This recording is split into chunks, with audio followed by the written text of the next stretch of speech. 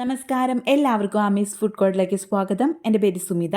ഇന്ന് ഞാൻ വന്നിരിക്കുന്നത് ന്യൂ ഇയർ സ്പെഷ്യലായിട്ട് ഒരു സോഫ്റ്റായിട്ട് അതേപോലെ തന്നെ നല്ല ജ്യൂസി ആയിട്ടുള്ള നമ്മളൊരു അടിപൊളി ചോക്ലേറ്റ് കേക്കിൻ്റെ റെസിപ്പി ആയിട്ടാണ്. വളരെ സിമ്പിളാണ് റെഡിയാക്കാൻ വേണ്ടിയിട്ട്, അതേപോലെ തന്നെ വളരെ ടേസ്റ്റിയാണ് ഇത്. അപ്പോൾ ഇതെങ്ങനെയാണ് നമുക്ക് ഈസി ആയിട്ട് വീട്ടിൽ റെഡിയാക്കുന്നതെന്നും കൂടി നോക്കാം. അപ്പോൾ നമ്മുടെ ആദ്യത്തെ സ്റ്റെപ്പ് എന്താണെന്ന് വെച്ചാൽ നമുക്ക് കേക്ക് ടീൻ ഒന്ന് സെറ്റ് ചെയ്ത് വെക്കണം. അപ്പോൾ അതിന് വേണ്ടിയിട്ട് ഞാനിപ്പോൾ ഒരു 7 ഇഞ്ചിൻ്റെ കേക്ക് ടീനാണ് എടുത്തിരിക്കുന്നത്. 1 kg അളവിലുള്ള കേക്കാണ് കേട്ടോ റെഡിയാക്കുന്നത്. അപ്പോൾ അതിലേക്ക് കേക്ക് ടീനിലേക്ക് ഞാൻ കുറച്ച് സൺഫ്ലവർ ഓയിൽ ഒഴിച്ചു കൊടുത്തിട്ടുണ്ട്. എന്നിട്ട് എല്ലാ ഭാഗത്തേക്കും നമുക്ക് അതൊന്ന് സ്പ്രെഡ് ചെയ്ത് കൊടുക്കാം.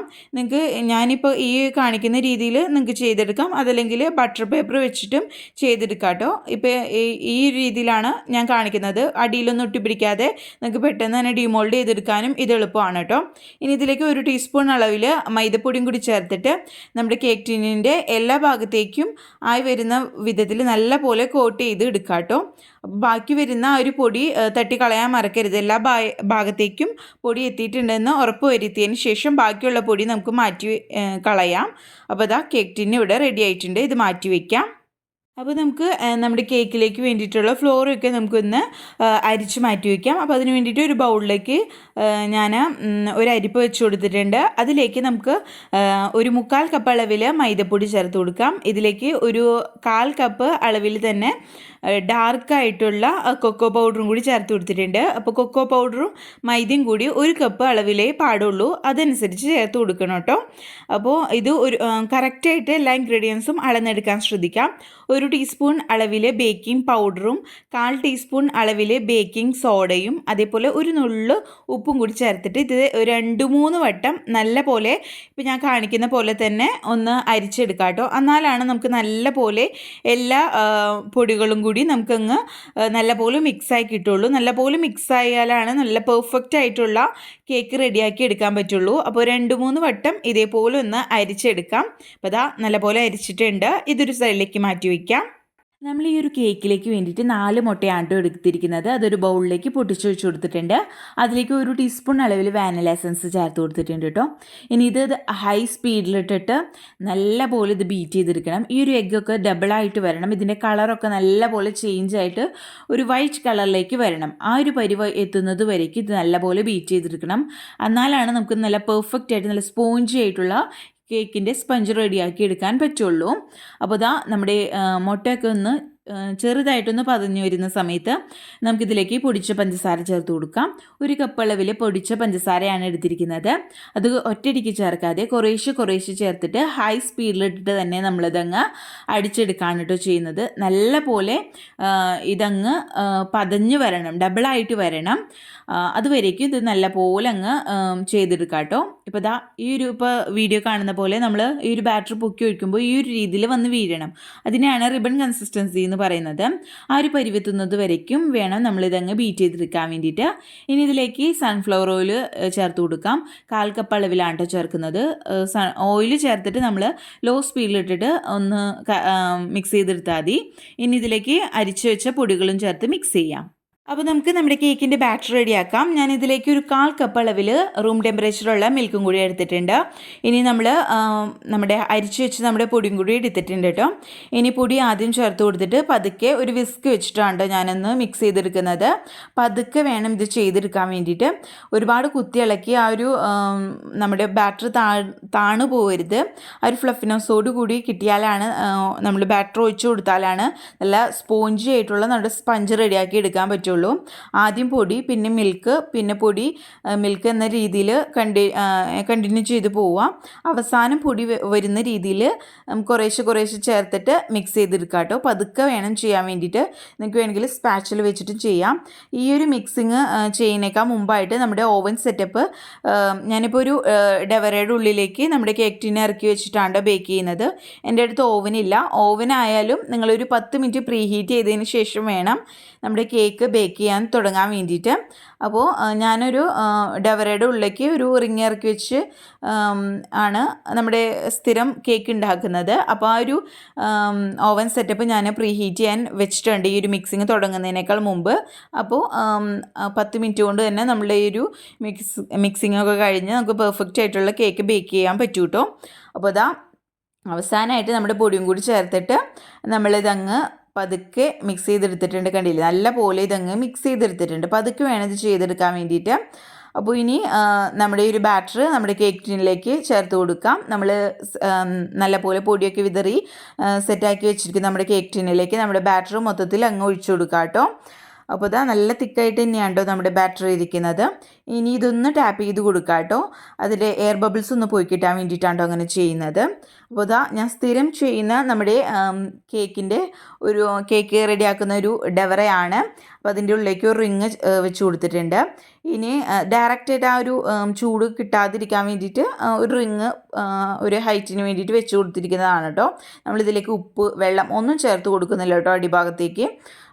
പ്ലെയിനായിട്ട് ഞാൻ സ്ഥിരം ഉണ്ടാക്കുന്ന ഒരു പാത്രമാണ്. അതാണ് ഇതിൻ്റെ കളറ് സ്ഥിരം അതിന് കേക്കിന് വേണ്ടിയിട്ട് മാത്രം ഉപയോഗിക്കുന്ന ഒരു പാത്രമാണ് കേട്ടോ. അതാണ്ട് ഇങ്ങനെ കളറ് ഇങ്ങനെ ഇരിക്കുന്നത്.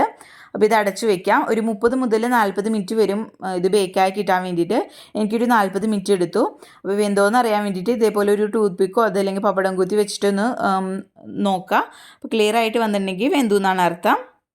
നമ്മുടെ ക്രീമിലേക്ക് ചേർക്കാൻ വേണ്ടിയിട്ടുള്ള ആ ഒരു ചോക്ലേറ്റിൻ്റെ ആ ഒരു ഗനാഷ് നമുക്ക് റെഡിയാക്കി എടുക്കാം. അപ്പോൾ അതിന് വേണ്ടിയിട്ട് ഡബിൾ ബോയിലിംഗ് മെത്തേഡാണ് ഞാൻ ചെയ്യുന്നത്.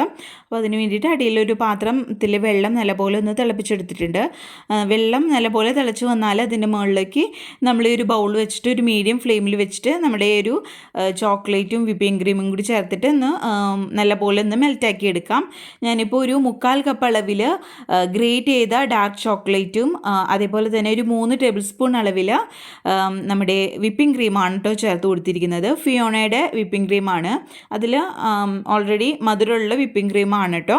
അപ്പോൾ ഇതാ ഇതേപോലെ നല്ലപോലെ ഇതങ്ങ് മെൽറ്റ് ചെയ്തെടുത്തിട്ടുണ്ട്. അതേപോലെ നമ്മുടെ കേക്ക് ബേക്ക് ചെയ്തതിന് ശേഷം ആ ഒരു നമ്മുടെ ഓവൻ സെറ്റപ്പിൽ തന്നെ വെക്കാതെ പുറത്തേക്ക് എടുത്ത് മാറ്റാൻ മറക്കരുത് കേട്ടോ.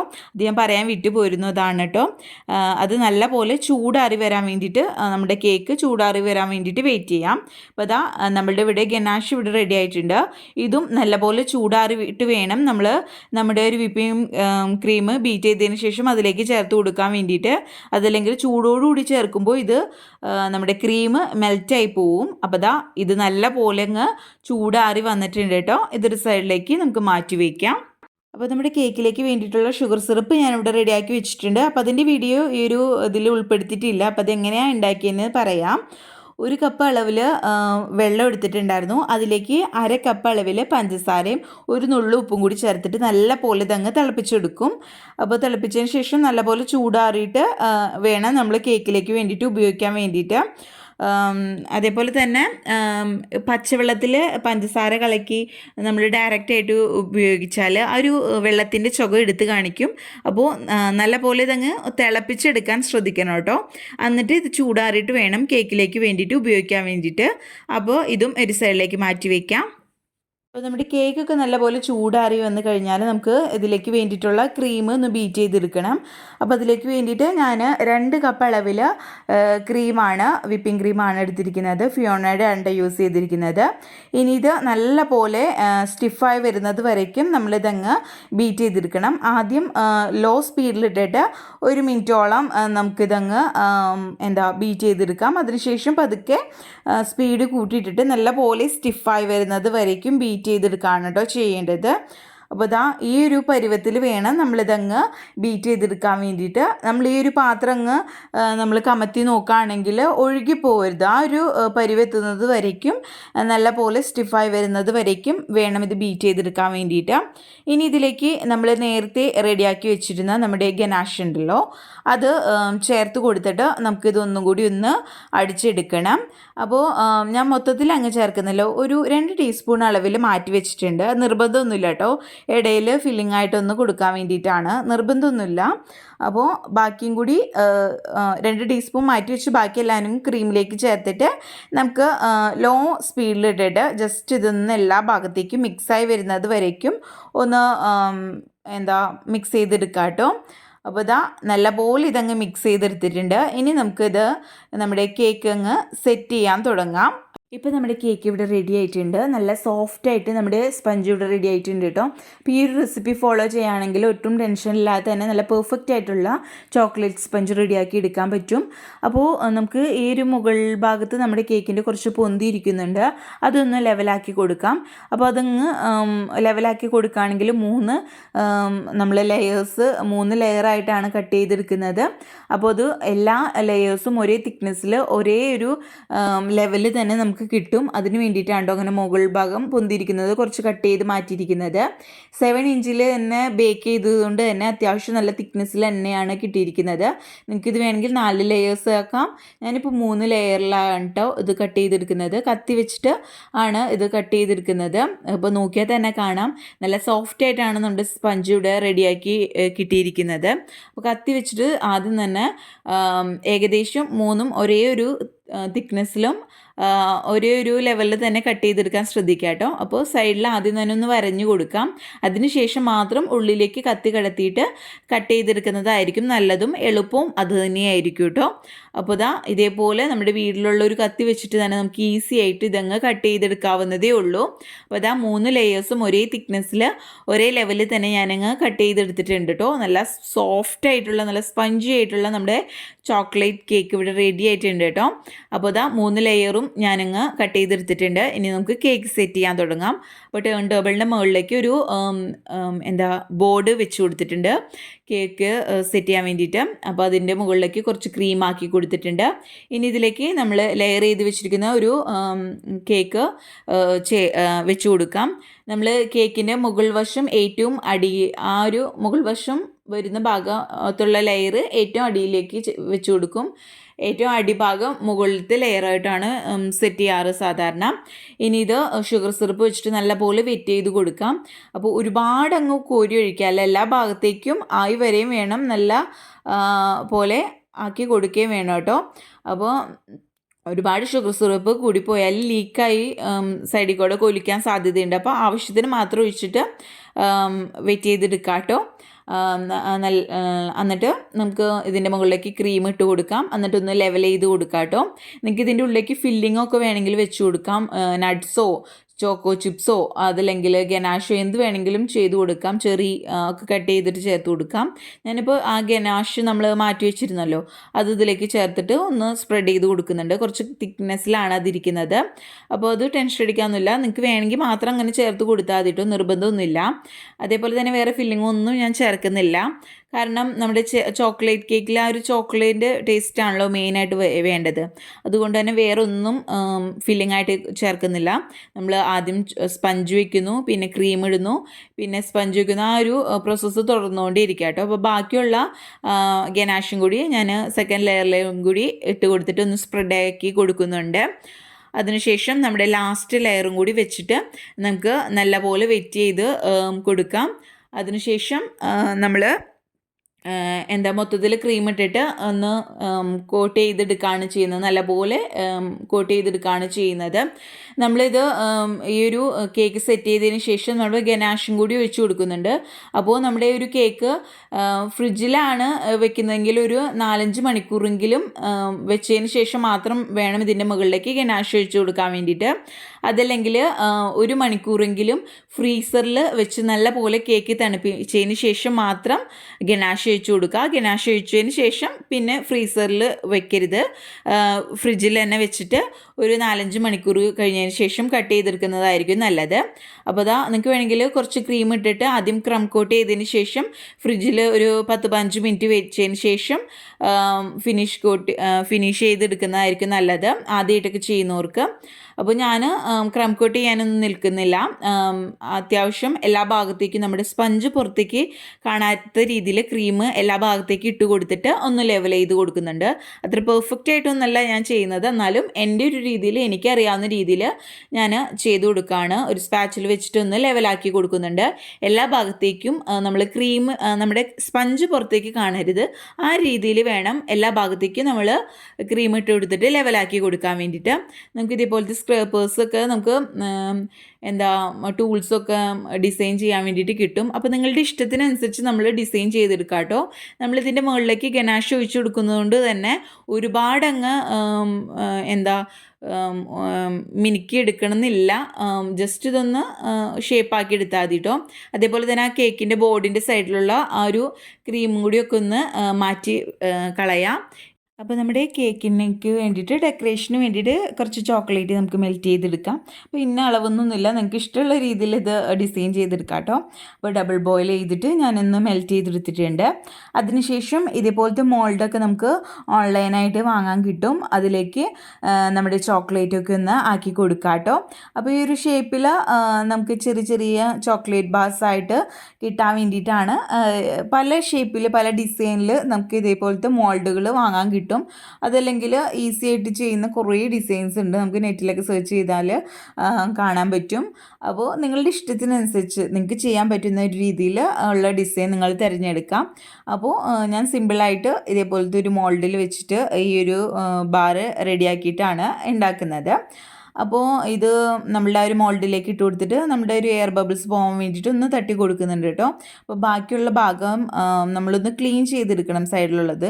അപ്പോൾ ഇതാ ബാക്കിയുള്ള ഭാഗം കൂടി വെച്ചിട്ട് അപ്പുറത്തെ കോളം കൂടി ഫില്ലായി കിട്ടിയിട്ടുണ്ട്. അപ്പോൾ അതും കൂടി നമ്മൾ സൈഡിലുള്ള ഭാഗങ്ങളൊക്കെ ഒന്ന് ഇതേപോലെ ഒന്ന് വടിച്ചു കൊടുക്കുക. അപ്പോൾ ലെവലായിട്ട് കിട്ടും നമ്മുടെ ചോക്ലേറ്റ്. അതേപോലെ തന്നെ എക്സസ് ആയിട്ടുള്ളത് നമുക്ക് റിമൂവ് ചെയ്ത് കളയാവുന്നതേ ഉള്ളൂ. ഇനി ഇത് ഫ്രീസറിലോ അല്ലെങ്കിൽ ഫ്രിഡ്ജിലോ വെച്ചിട്ട് നല്ല ഒന്ന് സെറ്റ് ചെയ്തെടുക്കുക, അത്രയേ ഉള്ളൂ. നമ്മുടെ ഡെക്കറേഷൻ ഇവിടെ റെഡി ആയിട്ടുണ്ട് കേട്ടോ. അപ്പോൾ ഞാൻ സിമ്പിളായിട്ടുള്ള ഒരു ഡെക്കറേഷന് വേണ്ടിയിട്ട് ഇതേപോലെ ചെറിയ ചെറിയ ബാർസ് അതായത് നമ്മൾ ചോക്ലേറ്റ് ബാറുകൾ ഇവിടെ റെഡിയാക്കി എടുത്തിട്ടുണ്ട്. അപ്പോൾ ഇത് റെഡി ആയിട്ടുണ്ട് കേട്ടോ. ഇത് മാറ്റി വയ്ക്കാം നമുക്ക്. അപ്പോൾ നമുക്ക് നമ്മുടെ കേക്കിലേക്ക് വേണ്ടിയിട്ടുള്ള ഗനാഷ് റെഡിയാക്കി എടുക്കാം. അപ്പോൾ 1 മണിക്കൂർ നേരത്തേക്ക് ഫ്രീസറിലേക്ക് ഞാൻ നമ്മുടെ കേക്ക് സെറ്റായി നല്ലപോലെ തണുക്കാൻ വേണ്ടിയിട്ട് വെച്ചിട്ടുണ്ട്. ഫ്രിഡ്ജിലാണ് വെക്കുന്നതെങ്കിൽ 4-5 മണിക്കൂർ വെക്കുക. ഫ്രീസറിൽ 1-2 മണിക്കൂർ വെച്ചാൽ മതിയാകും കേട്ടോ. കേക്ക് നല്ലപോലെ സെറ്റായിരിക്കണം നമ്മൾ ഗനാഷ് ഒഴിക്കുമ്പോൾ. അപ്പോൾ ഗനാഷ് നമ്മൾ റെഡിയാക്കുന്നത് ഡബിൾ ബോയിലിംഗ് മെത്തേഡ് വഴിയാണ്. അപ്പോൾ ബൗളിലേക്ക് 250 ഗ്രാം അളവിൽ നമ്മൾ ഡാർക്ക് ചോക്ലേറ്റ് എടുത്തിട്ടുണ്ട്. അതേപോലെ 250 ml അളവിൽ ഫ്രഷ് ക്രീം ഒഴിച്ചു കൊടുത്തിട്ടുണ്ട്. പിന്നെ 2 ടേബിൾ സ്പൂൺ അളവിൽ അൺസോൾട്ടഡ് ബട്ടറും പിന്നെ നമ്മുടെ ഫ്രഷ് ക്രീമിൽ മധുരം ഇല്ലാത്തതുകൊണ്ട് തന്നെ നമ്മൾ ഒരു 1/4 കപ്പ് പഞ്ചസാരയും കൂടി ചേർത്ത് കൊടുത്തിട്ടുണ്ട്. അപ്പോൾ നമ്മൾ ഒരിക്കലും ഇത് ചൂടോടുകൂടി ഒരിക്കലും നമ്മുടെ ഒരു കേക്കിൻ്റെ മുകളിലേക്ക് ഒഴിച്ചു കൊടുക്കരുത്.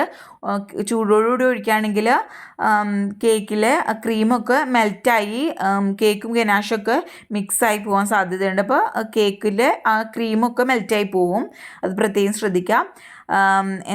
നമ്മൾ ക്രീം എന്തോരാണ് എടുക്കുന്നത് അതേ ഒരു അളവിൽ തന്നെ ചോക്ലേറ്റും എടുക്കാൻ ശ്രദ്ധിക്കുക. 1:1 റേഷ്യോയിലാണ് നമ്മൾ ഈ ഒരു പുറത്തേക്ക് ഒഴിക്കുന്ന ആ ഒരു ഗനാഷിൻ്റെ റേഷ്യോ എന്ന് പറയുന്നത്. അപ്പോൾ മൊത്തം കവർ ചെയ്ത് ഈ ഒരു ഗനാഷ് നമ്മൾ എടുക്കുകയാണ് ചെയ്യുന്നത് നമ്മുടെ കേക്കുമേക്ക്. അപ്പോൾ ഇത് നല്ല പോലെ മിക്സ് ചെയ്ത് തന്നെ ഇളക്കിക്കൊണ്ട് തന്നെ ഇത് മിക്സ് ചെയ്തെടുക്കുക കേട്ടോ.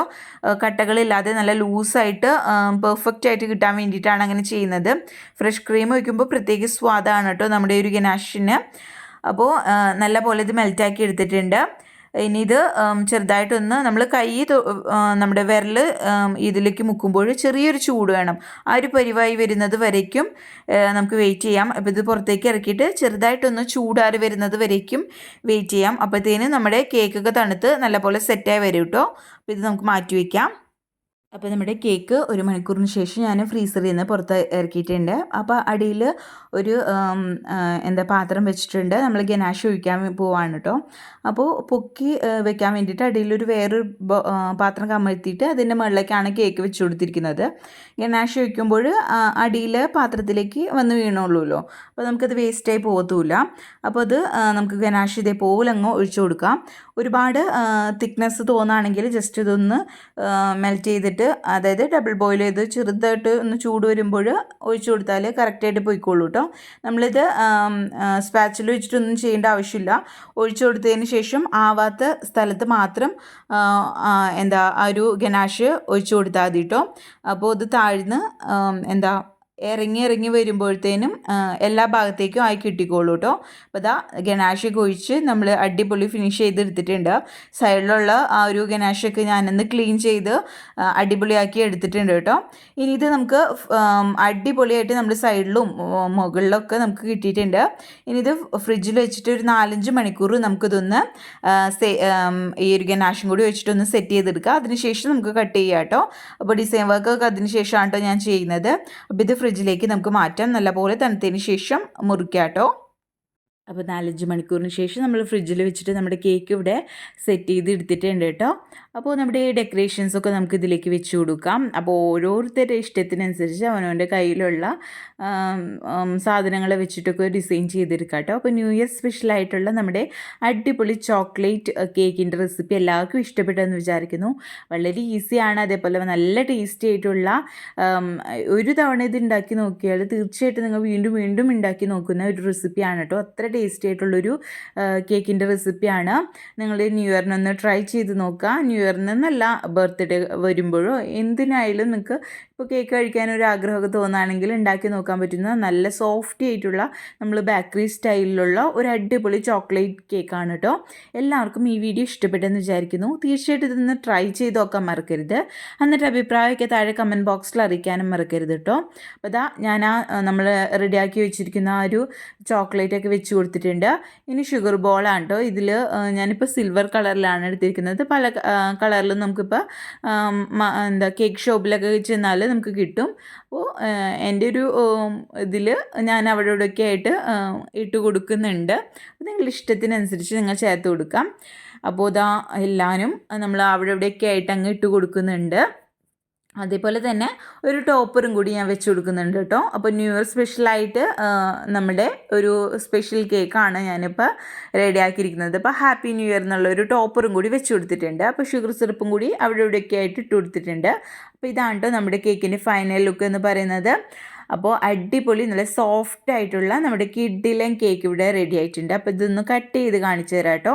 കണ്ടില്ലേ, നല്ല സോഫ്റ്റ് ആയിട്ടുള്ള കേക്കാണ് കേട്ടോ. അപ്പോൾ വീഡിയോ എടുക്കുന്നതിൽ കുറച്ച് മെൽറ്റ് ആയിട്ടുണ്ട് കേട്ടോ. നമ്മളിത് പുറത്തൊക്കെ വെച്ച് വീഡിയോ എടുക്കുന്നവർക്ക് അറിയാം അതിൻ്റെ കഷ്ടപ്പാട് എന്താണെന്ന്. അപ്പോൾ അത് കാരണം പുറത്ത് വെച്ചിട്ട് കുറച്ച് മെൽറ്റായി തുടങ്ങിയിട്ടുണ്ട്. അപ്പോൾ വീഡിയോ എടുത്തതിന് ശേഷം ഞാൻ പെട്ടെന്ന് തന്നെ ഇത് ഫ്രിഡ്ജിലേക്ക് മാറ്റുകയാണ് ചെയ്തത് കേട്ടോ. അപ്പോൾ ഇതാ നല്ല സോഫ്റ്റ് ആയിട്ട് നല്ല പെർഫെക്റ്റ് ആയിട്ട് തന്നെ നമുക്കിത് കിട്ടിയിട്ടുണ്ട്. ഇതിപ്പോൾ ലെയറുകളൊക്കെ കണ്ടില്ലേ, നമ്മൾ ആ ഒരു കറക്റ്റ് ഒരു തിക്നെസ്സിലൊക്കെ നമ്മൾ കട്ട് ചെയ്തത് കാരണം നല്ല പെർഫെക്റ്റ് ആയിട്ട് തന്നെ നല്ല ഭംഗിയിൽ തന്നെ നമുക്കൊരു കേക്ക് കിട്ടിയിട്ടുണ്ട്. അപ്പോൾ ആദ്യമായിട്ട് വീഡിയോ കാണുന്നവർ ആരെങ്കിലും ഉണ്ടെങ്കിൽ ചാനൽ സബ്സ്ക്രൈബ് ചെയ്യാൻ മറക്കരുത് കേട്ടോ. അപ്പോൾ ഇതാ ന്യൂ ഇയർ സ്പെഷ്യലായിട്ട് നിങ്ങൾക്ക് വേണ്ടിയിട്ട് ഞാൻ റെഡിയാക്കിയ ഒരു സ്പെഷ്യൽ ആയിട്ടുള്ള നമ്മുടെ ചോക്ലേറ്റ് കേക്ക് എല്ലാവർക്കും ഇഷ്ടപ്പെട്ടെന്ന് വിചാരിക്കുന്നു. അപ്പോൾ ഇത് എപ്പോഴെങ്കിലുമൊക്കെ ഒന്ന് ട്രൈ ചെയ്ത് നോക്കിയിട്ട് അഭിപ്രായമൊക്കെ പറയാം കേട്ടോ. ഫ്രണ്ട്സ് റിലേറ്റീവ്സിനൊക്കെ വീഡിയോ ഷെയർ ചെയ്യാനും മറക്കരുത്. അപ്പോൾ ബൈ, താങ്ക്